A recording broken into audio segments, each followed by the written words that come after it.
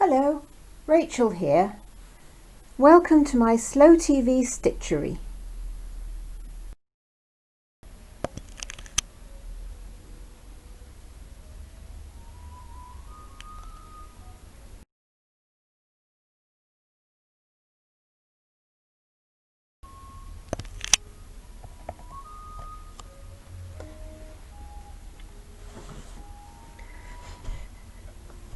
Good morning, everybody.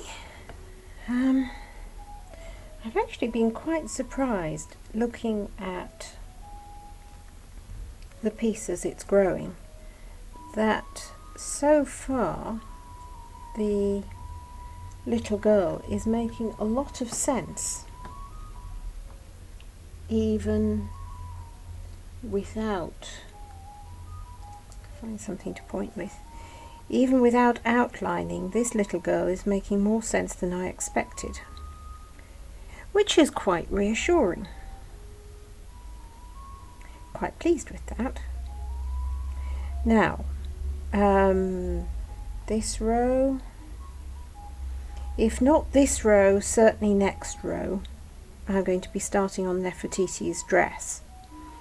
And that means that I need to make a few decisions. I'm not happy with the shade here for the pleats on Akhenaten's kilt. In the light from this direction that I'm looking at it, it barely shows at all. And his kilt looks creamy rather than white. So I'm going to try a little experiment with Nefertiti. I'm going to use a different blue for the lines of the pleats. Possibly this one, which is an au vert à soie. No, sorry, it isn't. It's a de Vere. When I went on the de Vere website looking for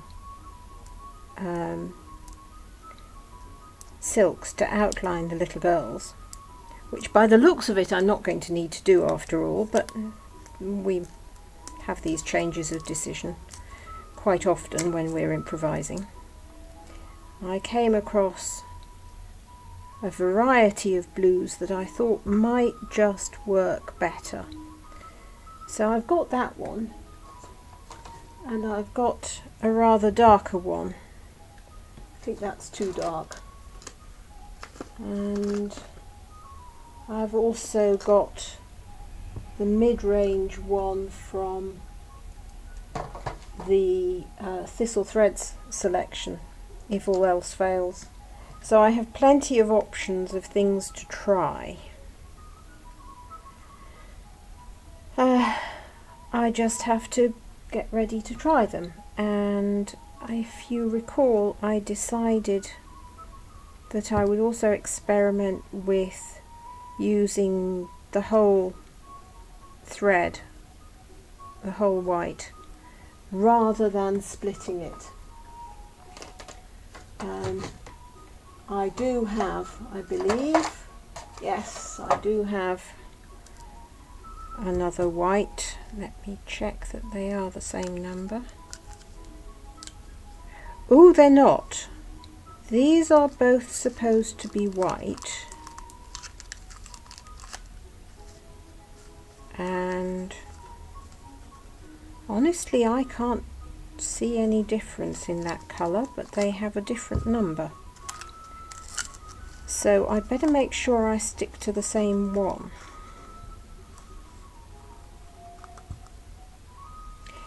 You can't half get surprises, can't you?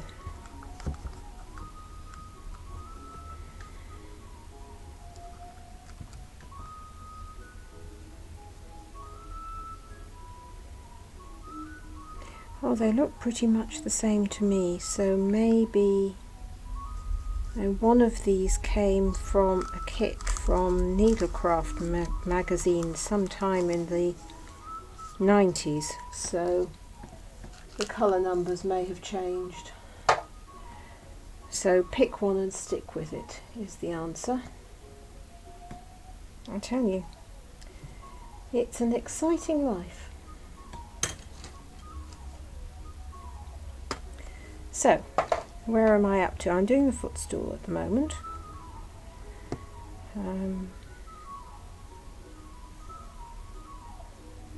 Need to put on my magnifiers. There we are. I can see what I'm doing now.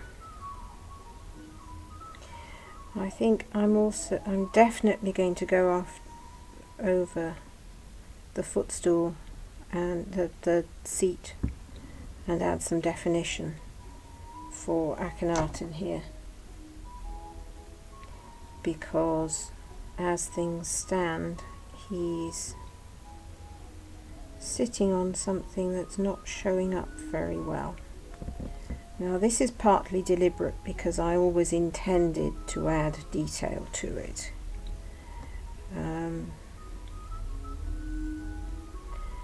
I'm a little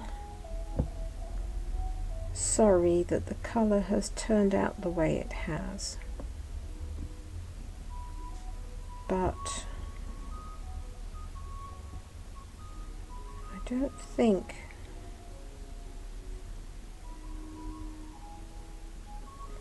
it's going to be a huge problem when I come to sort myself out.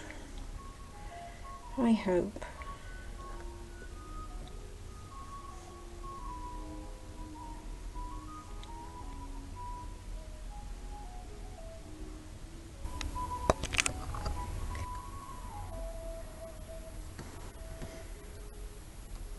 So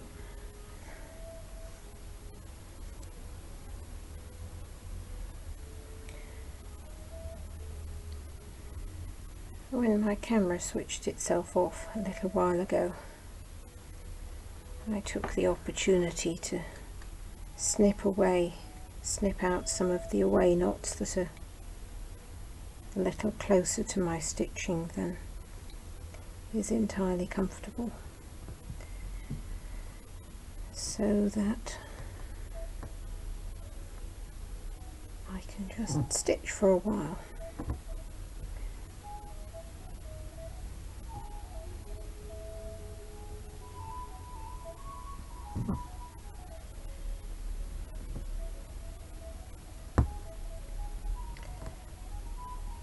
Now, this morning the weather forecast had said we were due rain in the afternoon, and so the window cleaner, who does quite a lot of the houses around here, got up at 7 o'clock this morning to come round and do everybody's windows before the thunderstorm, because not unnaturally when it's raining and thundering he doesn't like being up ladders. As it happened, by the time he was halfway through his round, it was raining, and now we are wondering whether we are going to get the promised storm or whether it whirled round us in the night and is going to go and afflict somebody else. It also is beginning to clear up and get hot, really hot, like it was yesterday. And whereas when I sat down I was thinking I might get a couple of hours of stitching out of today, I'm beginning to get the sense that the usual sun round the corner of the house will stop me in about half an hour.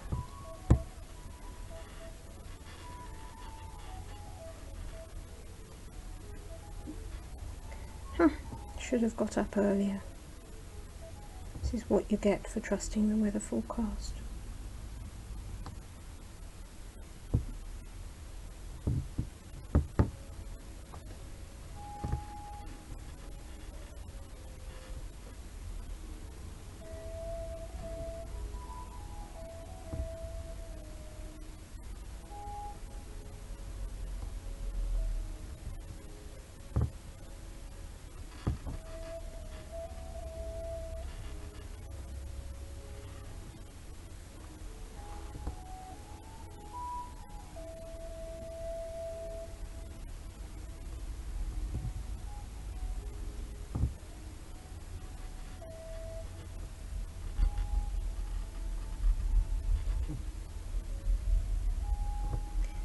Now, looking at the way the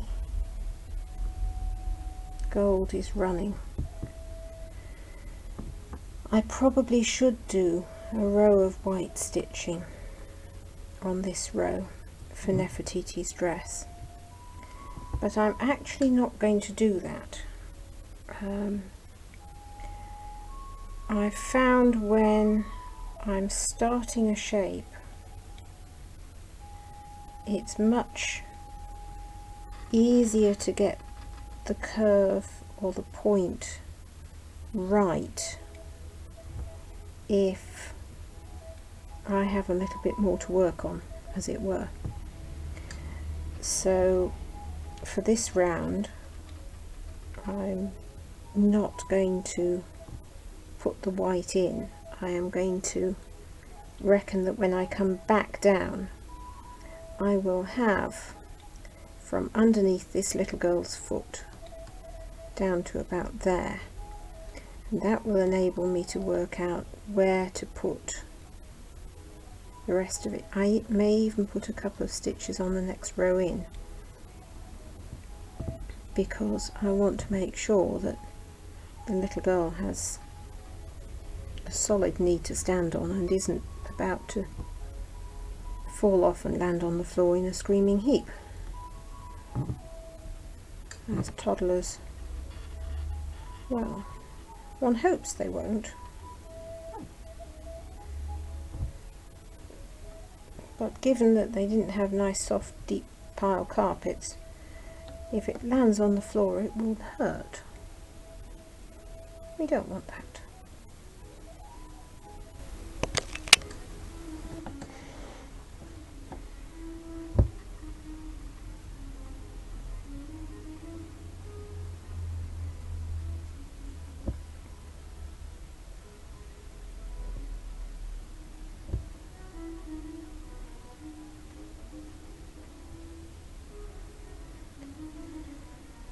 Now, looking at this, I'm not sure if I will need to do stitches on the row coming back or not.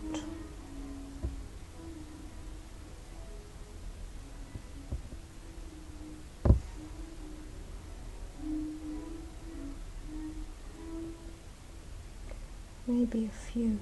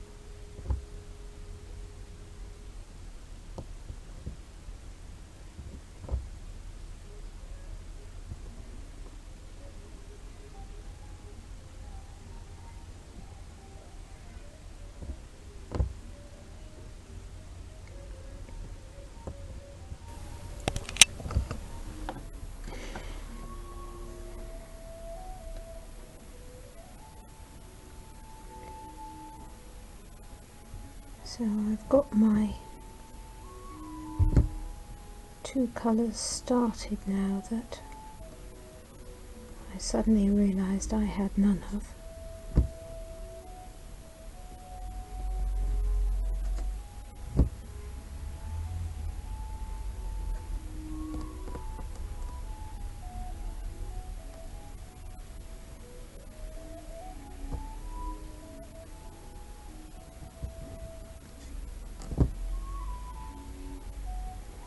I'm not sure that there is anything I could have done to make this section easier. I'm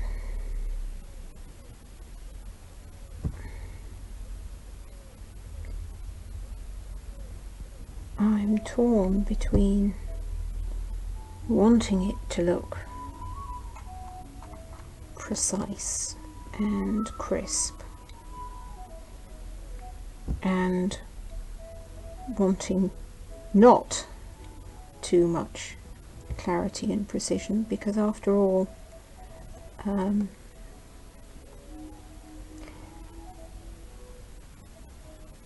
we don't see what they would have considered mistakes because we don't have that much information, and we rarely see what they would have intended because the years have not been kind.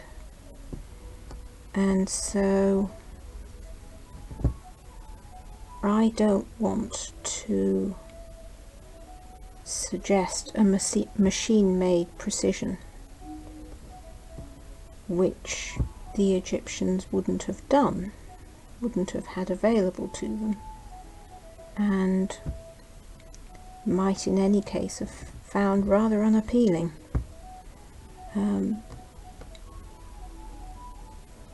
They did mass produce things. They have one of the common finds are moulds for making faience beads and shabtis and things like that, but they're not, we don't think of them as mass producers in the way that the Romans say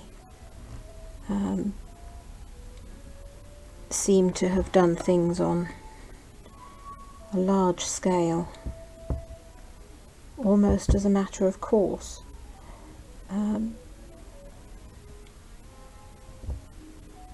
This was a genuinely pre-industrial society, whereas the Romans sometimes feel to me as though they were an industrial society before such a thing had been invented. Everything seems to have been done on a large scale, and just a different feel. So the difficulties in doing the border neatly is, one, I'm not good at repetition. Two, the angle of the gold that I'm taking through each element is different every time, because the curves are changing, partly because of the stitching on previous rows, partly just because the angle of the tangents changes with the size of the circle.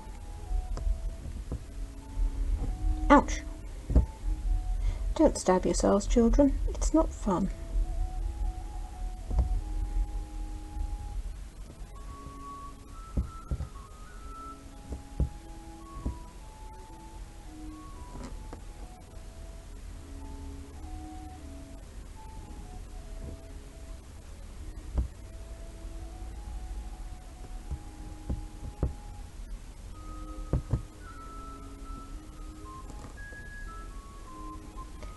You can probably see the sunshine coming round.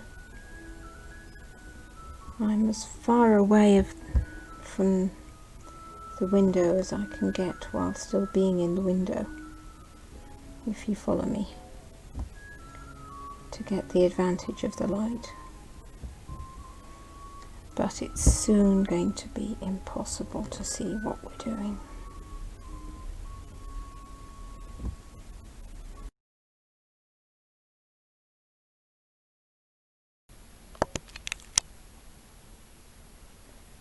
That's all for this episode. Thank you for watching. I hope you enjoyed following along. Happy stitching!